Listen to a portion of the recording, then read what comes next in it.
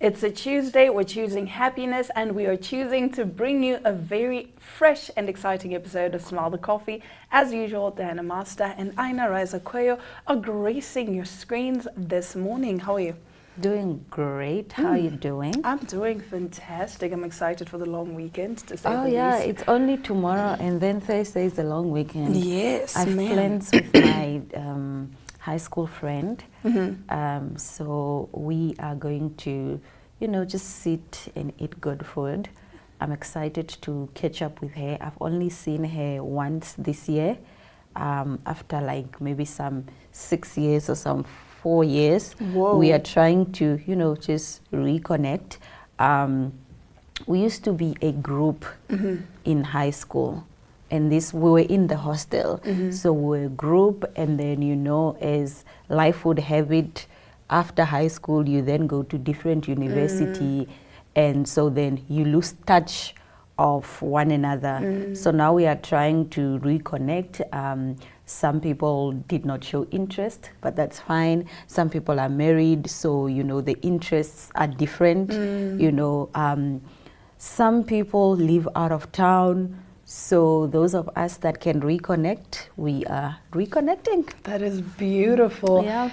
Even primary school and then you get to high school, there's always that whole thing of like some friends fall off. I have three friends that we've been friends since kindergarten. Nice. Yes, so Wow. it's the four of us. We're like a group, and again, it's that thing of we are all scattered all over the world. One is in Canada, the one is in Zim, the other one was in Russia. So only last month I managed to see the one in person, and I was so excited. And the rest were like, "Oh my goodness, we really need to plan a reunion and whatnot," because it's just that thing of, I don't know, the minute I saw her, I hadn't seen her in person in 10 years? But it was like nothing had changed. Yeah. It was just vibes from the minute the screaming, "Oh my gosh, I haven't seen you in a while." So just that reconnection, like you're saying, I think you're gonna love it. It's gonna be fun. Yeah, it's gonna be fun. What a beautiful concept friendship is here. Such a good life hack. I don't understand people who go through life without friends. Like, what are you doing, bro? And we're at that age where it's quality over quantity. You don't need to have 15 friends. Yeah. You can literally just have those 3 friends, but you can call them for anything and anytime. Anytime, because what's the point of having all of these friends if you can't even rely on them? If you can't even show up for one another. But yeah, man, shout out to all our friends. Speaking about friends, today is my other friend's birthday. Happy birthday, Nalicha Shaninga. I don't know if you're watching, but I love you so much and I wish you all the best. Welcome to this new season and live it up, bruh. Have no regrets. That's all I can say. And on that note, we will be right back as we get into our top stories right after this.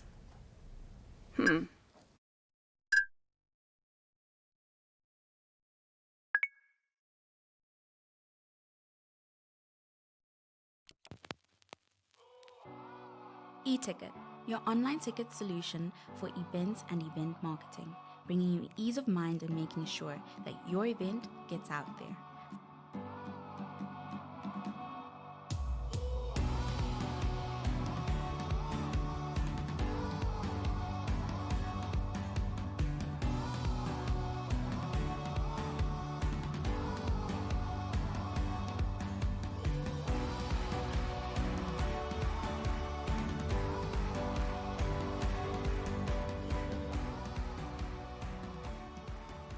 For more information, contact events@nmh.com.na.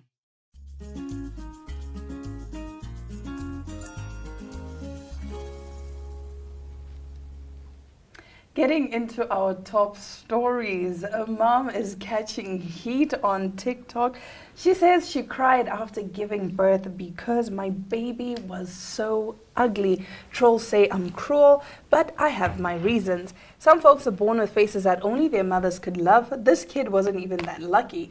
He's got the effing ugliest nose, whined new mom Jess, a 20-something from the UK, while cradling and critiquing her infant son just moments after birth. He's so ugly, she griped in a viral video that's got up over 1.2 million views.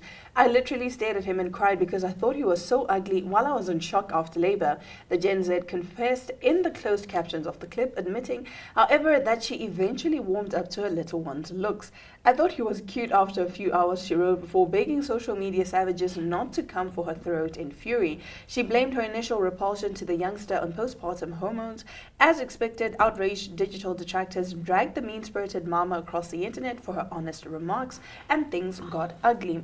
The harsh jibes aside, Jess is far from the only parent who's reveled their newborn child. Emily Cresson, a millennial mom from England, openly likened her defenseless tot to a garden gnome, saying he was so funny looking and definitely not the most attractive baby in the world.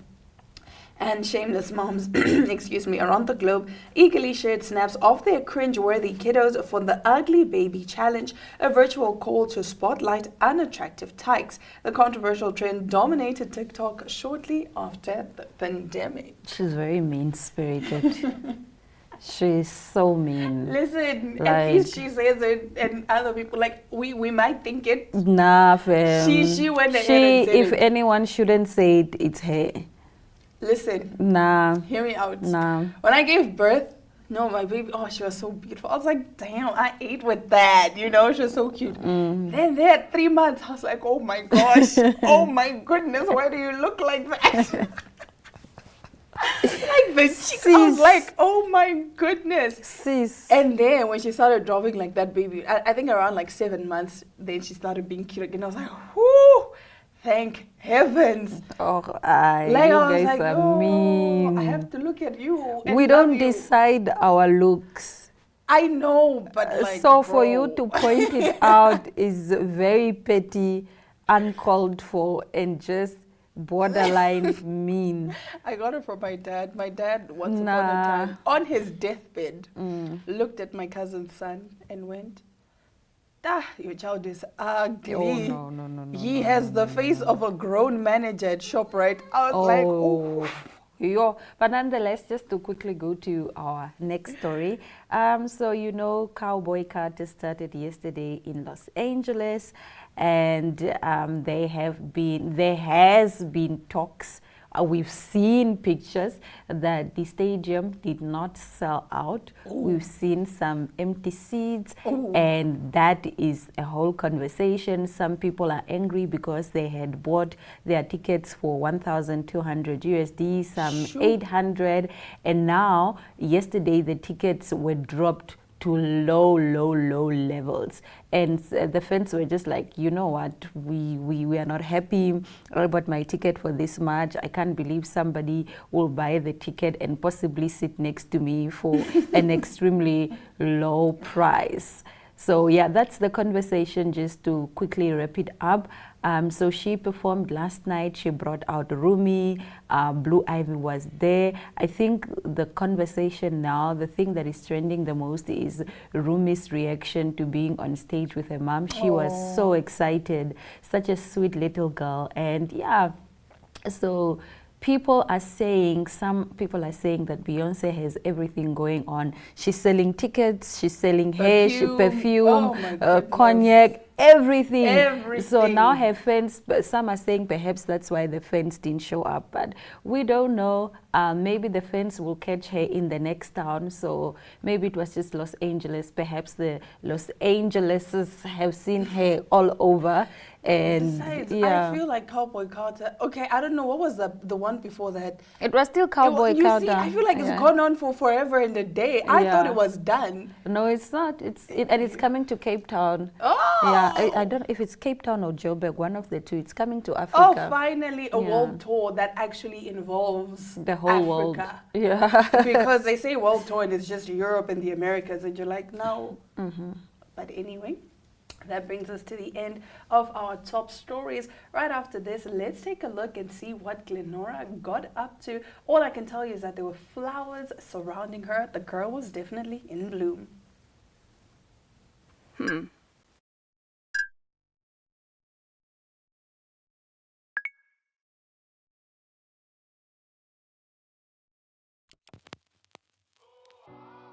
eTicket, your online ticket solution for events and event marketing, bringing you ease of mind and making sure that your event gets out there.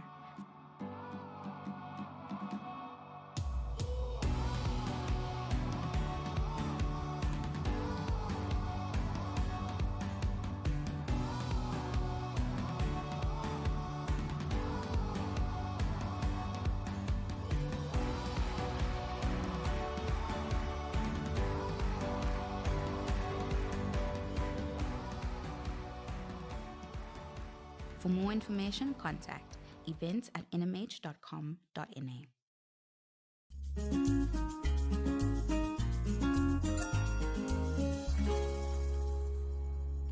Hi, how are you doing? I'm well, thank you. How are you?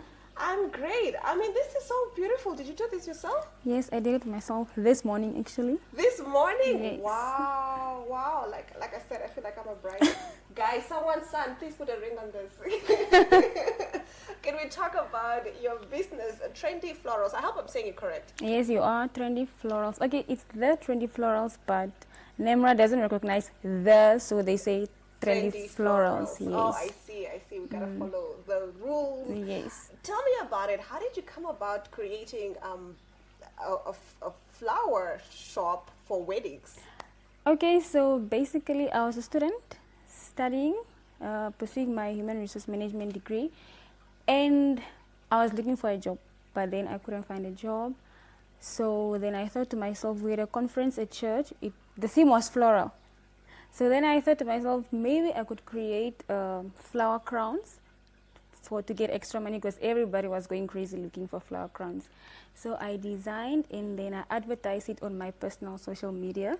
Like I was just testing, and people were interested, so everybody started buying the crowns. Until the day of the event, I still had to create crowns.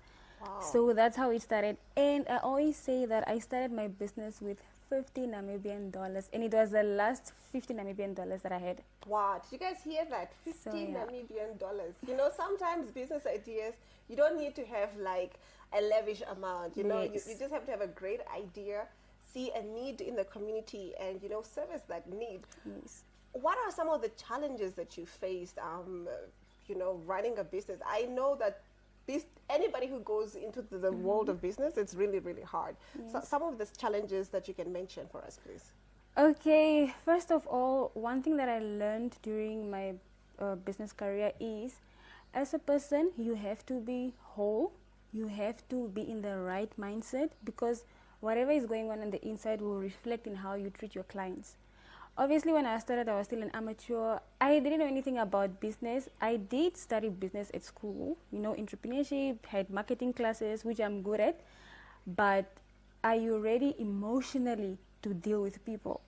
Ooh. So for me, that was my biggest challenge, and I really had to work through that, because if I was going through something, it would affect the way I would respond to a client, for example, or I would become emotional when a client says something. Obviously, you won't break down in front of a client, but I'm just like, yeah, I don't feel great right now. Why is this person doing this?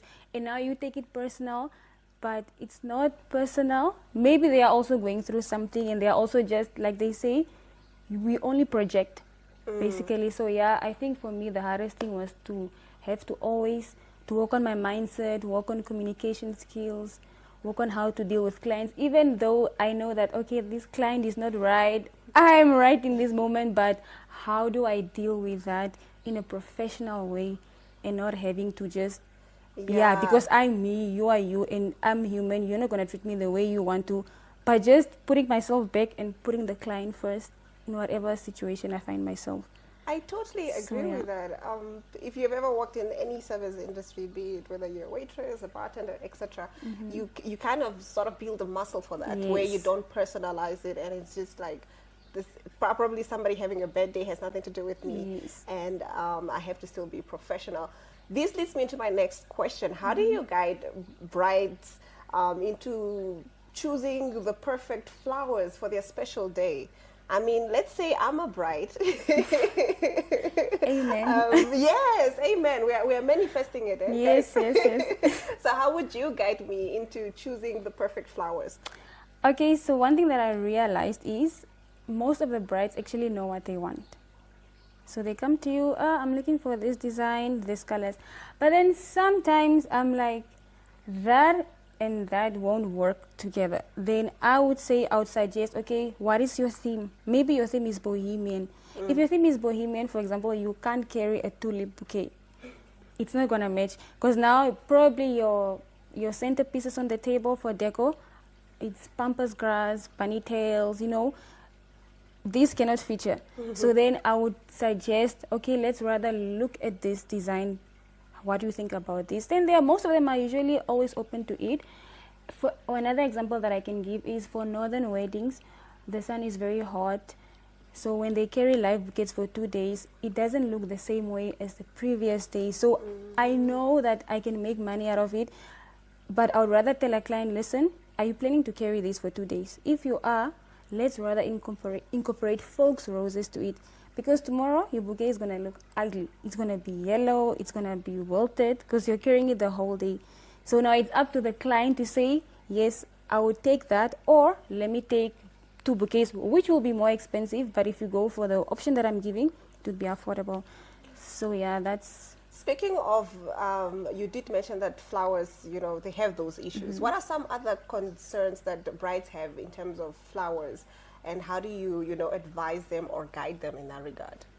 I think mostly, most of the issues that clients always have, it just has to do with how long will the flower last me. I mean, you can't carry a bouquet for the whole day and expect it to not it's be... a human thing. Like, I got flowers, and then I got flowers, was it 2 days ago? And I was just like, I love them so much. I want them to last forever. It's just a human thing. But I do get what you're saying. Flowers are not meant to last forever. They're meant to remind us of the beauty in the present moment, but they're not meant to last forever. And yeah, it is a concern. Exactly. So I always tell clients, if you want your flowers to last forever, go for faux, because I don't use any type of artificial flowers. I order them online. Okay, that's why I call it faux, because it's made out of a specific material. Like, this is latex. So it gives off a fresh look, but it's not fresh. Even this is latex. Even this? Yeah. I thought this was real, actually. No, I'm not going to lie. And it looks so beautiful. Yes. So, and most of the clients always like, oh no, I love my bouquet. I don't even want, most of the clients don't want to throw the bouquet. They would rather go buy a fresh, random flower in the shop and throw that and keep that as a sentiment. Because I notice now as well, when clients take live bouquets, let's say windows that are happening in Windhoek, they would, there's a new thing where you frame the flowers so that you press it. It's a process, and then they keep it.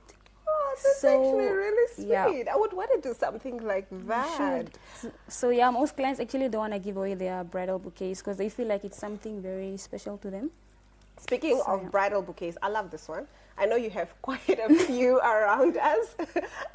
Could you tell us one of your memorable bridal bouquets that you did for a client? Why was it special? Why did it mean so much to you? All right. So a friend of when I started off my business, so after I launched pre-launched my floral business, I didn't know it was going to be a floral business, but one day God told me that it's going to be a one-stop shop for all your bridal needs. So, and I was like, that is crazy. I don't believe that. And that's not something that I want to pursue. It was never in my thoughts. But then I realized actually what I'm doing now, it is actually a one-stop shop because I do bridal consultations, you know, event planning and all of that. So my friend challenged me. She was getting married and she was like, can you please do my floral arrangements, my bouquets, everything. I was like, I've never done that before. And it's your wedding. Do you really trust me that much to do that? So I felt like that was a big ask, but I was like, you know what? I can do anything. I'm a risk taker and I believe in challenges. So I took that on. I created her bouquet and it was full. It wasn't live. Everybody thought it was a live bouquet, but it was not. And in that moment, I went to Pep home, looked for flowers. You know, I was just gathering stuff that would look appealing. And everybody didn't believe that it was actually from Pep. Wow. So I really believe that when it comes to business, whatever we do, it's all about creativity. It's all about creativity. I mean, you Yes. started this with $50, your last $50, mind you. 50 Namibian dollars, not USD, guys. 50 Yes. Namibian dollars. And look at where you are right now. Like, wow, you need to take time to, like, you know, pat yourself on the back. Like, I did that. I did that. Thank you. Speaking of budgets, people, you know, we all worry. Weddings are expensive. Expensive, yes. And part of what makes them very expensive is the flowers. What advice do you have for brides who come in and they probably, you know, have to consider their budget in terms of flowers? How do you guide them, making sure that they have something special, but it also fits within the budget? All right, so I'll just give examples based on how I've handled that. So sometimes a client will come to me and they want a bouquet, but that bouquet is probably going to cost 1,600, for example. Then then I'll ask him, what is your budget? You know, some people are like, oh no, great, I'm good with that price, I'm going. And then some are like, okay, my budget is 700 or 800, what can you do for me? So what I do is, if you want this bouquet, for example, but it's not within your budget, I will still make it for you, but I will just reduce the amount of flowers or the type of flowers I use to fit your specific budget. Because also when you charge for a bouquet, it's not just a bouquet, it's all about the size, the design, the type of flowers that you use in the arrangements, because all of them have different prices. So yeah, that's how I handle it. I will still give you your dream bouquet, but let's make it according to your budget. And I'll also present it to you. Would you be fine if it's this size? Would you be fine if I remove this and tweak this a little bit? So you work So- within that, you get creative within the budget. Yes, within the I like budget. that. So it's I won't not like saying, yeah. oh, I want to do this for you, but this is going to cost you this much. I can't work with that. Yeah, so I'll give you different options that is still similar to that, just to fit your budget. So I won't just say, no, I'm not doing that. I don't want your small money.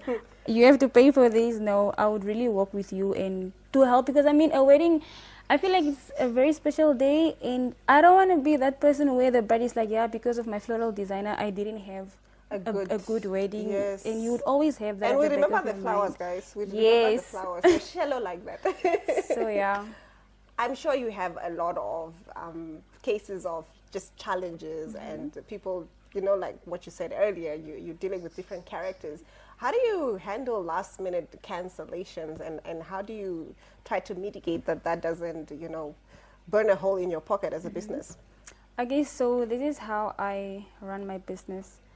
When a client requests for a quote, I give them the quote, but then there's a specific amount that you need to pay to secure the quote. And it's non-refundable. It's not like 70% or 80%, it's just like a small fee.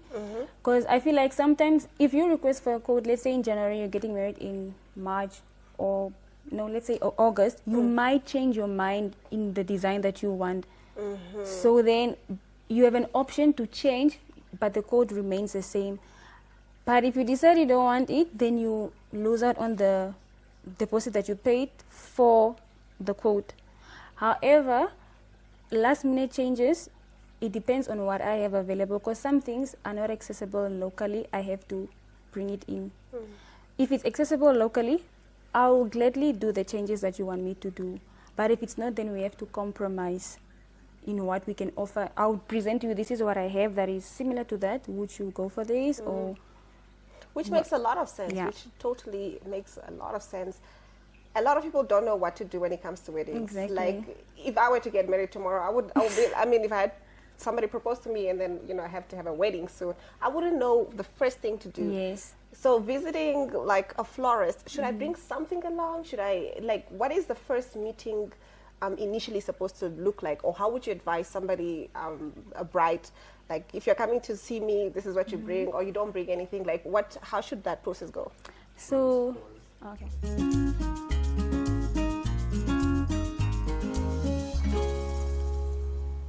And that's all the time we have for you today. But fear not, we'll be back again tomorrow, same time, same place. Until then, don't miss us too much.